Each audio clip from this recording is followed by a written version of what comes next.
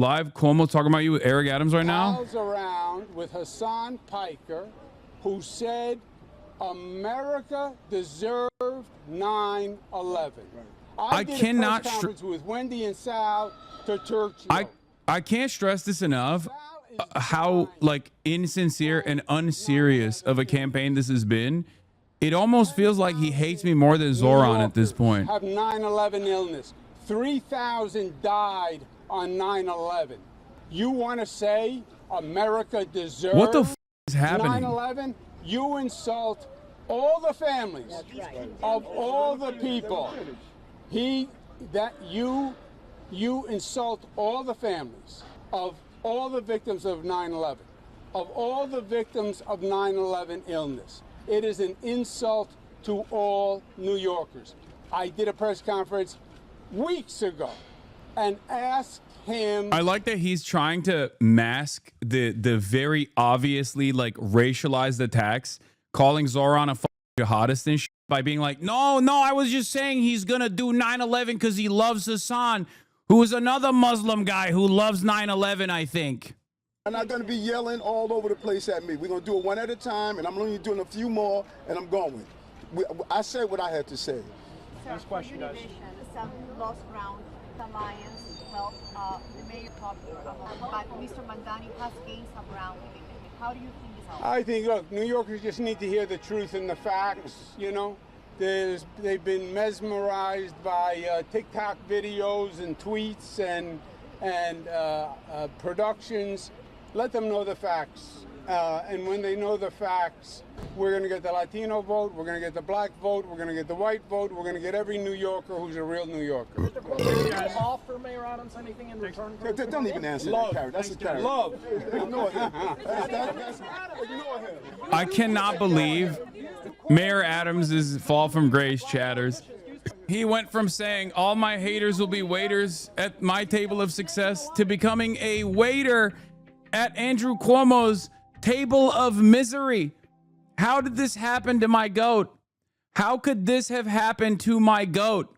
This was his response to being asked about this, by the way. Yeah, Cuomo's talking about what he says in Mamdani's inexperience. Rosenberg suggests Mamdani would cheer another 9/11. Cuomo says deadpan, ha, then adds, that's another problem. Cuomo then continues talking about Mamdani's ability to handle a crisis. And then, in the most disingenuous way possible, he just keeps going, no, you don't understand. It's because he actually went on a podcast with Hasan Abi Piker, one of the architects of 9/11. Both myself and Zohran Mamdani were 8 years old when 9/11 happened, okay? I was in Turkey. Zohran was in New York. We were both 8. Being all buddy-buddy with Adams and the voters, definitely going to get him all the votes, sure, buddy. It's just like such an obvious disingenuous line of attack. Asked about the exchange about 9/11 and Sid Rosenberg this morning, Cuomo says, I didn't make that comment, and then pivots to Hasan Piker and Mamdani. Like, you can go on the conservative radio talk show host Sid Rosenberg show to accuse the next mayor, potentially the first Muslim mayor of New York, as wanting 9/11 to happen, and that's not an indictment, okay? And then when asked why you said that, you could turn around and be like, well, how about Hasan Piker, who was talking about the concept of blowback in 2019 that I'm cynically going to use over and over again. It's just so demented. How the asymmetry here is so demented. This is one of the other reasons why I always tell liberals and specifically leftists online to wake the up and smell the goddamn roses, okay? All of this stuff is disingenuous. You need to look at what a person actually represents without getting duped so easily by dumb who don't give a shit about you, your worldview, or are only cynically making it seem as though they're on your side. So many Nazis online nowadays know how easily tricked leftists are, know how easily duped leftists are, know how easily duped liberals are, or let's just say were, okay? So they use that as a tool of division. And Andrew Cuomo is demonstrating it through and through. Do you understand? I don't think I played that formative of a role in the New York mayoral primaries. Okay. I don't think I played that formative of a role. I'm sure like there was, you know, it wasn't bad that we were early in our support for Zohran Mamdani in this community. But the very fact that Andrew Cuomo is singling me out as though I'm like some kingmaker is ridiculous.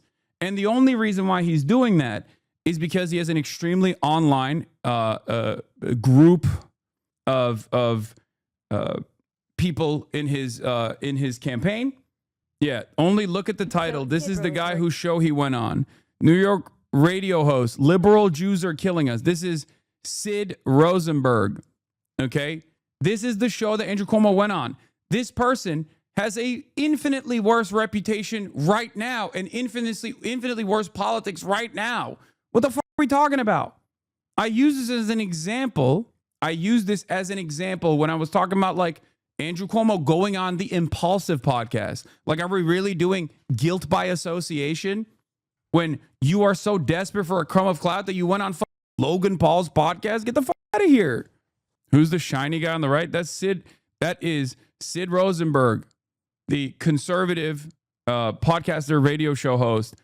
Do you think this is actually changing anyone's mind on voting for Zohran? No, it's not. That's why it's so stupid. Okay? That's why it's so stupid. Because the greatest way to just sever this is for like it's such a stupid line of attack. It's such an idiotic line of attack.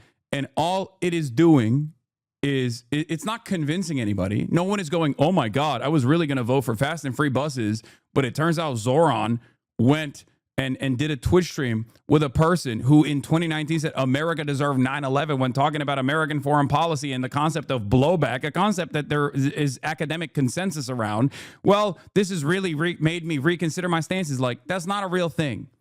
Okay? That's not a real thing at all. At most, and even then, the success of this line of attack is not going to, like, at most, it would try to tarnish my credibility or my reputation. Okay. And that would only work for like a brief period. That wouldn't have like a long-standing impact. You know?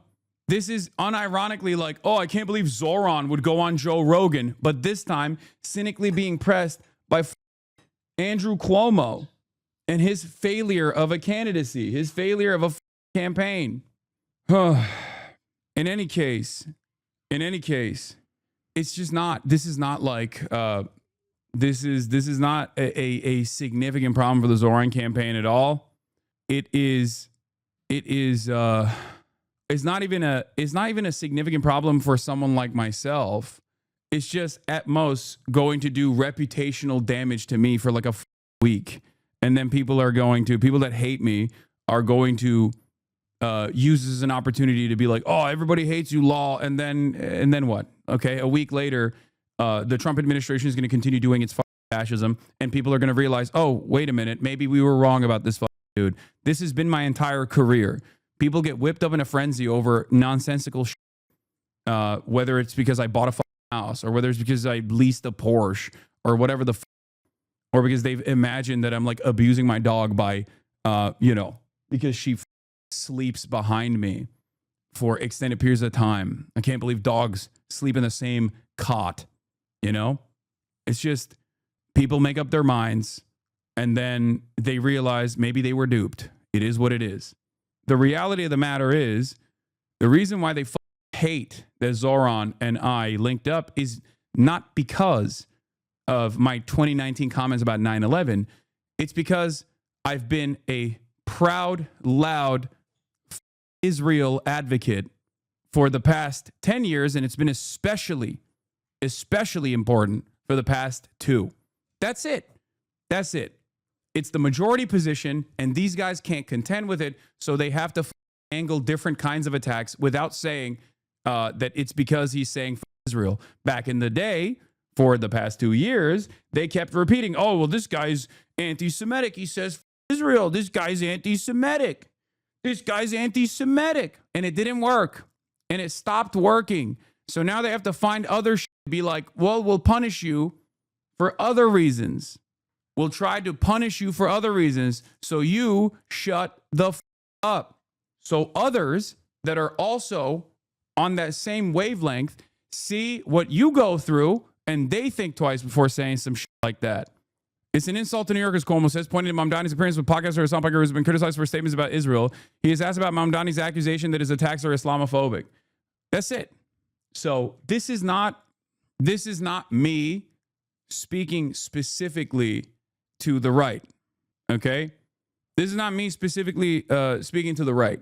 This is me specifically speaking to leftists and sometimes, and in many instances, liberals that fall mercy to the cynical framing adopted by right-wing reactionary figures. Right-wing reactionaries can dupe you so easily. Make up your own mind. Think about why this person, under different circumstances, would never bring up a point like this. Think about how silly it would look if the roles were reversed. If people were talking about how, like, oh, did you go on a podcast with Sid Rosenberg? Like, no one gives a shit, right? That's it. I beg leftists and liberals. To exercise a little bit more scrutiny instead of immediately jumping on the piling, on the witch hunt, on the pile drives that are oftentimes being directed by reactionary forces. Don't be stupid. Don't be a sucker. Here's Andrew Cuomo's response to his interview this morning with that Zohran Mamdani and others have condemned as Islamophobic. He doesn't say much, pivots criticism to Hasan Piker's comments, which Mamdani has condemned. This shit can't work. We have to move past this era of politics, man.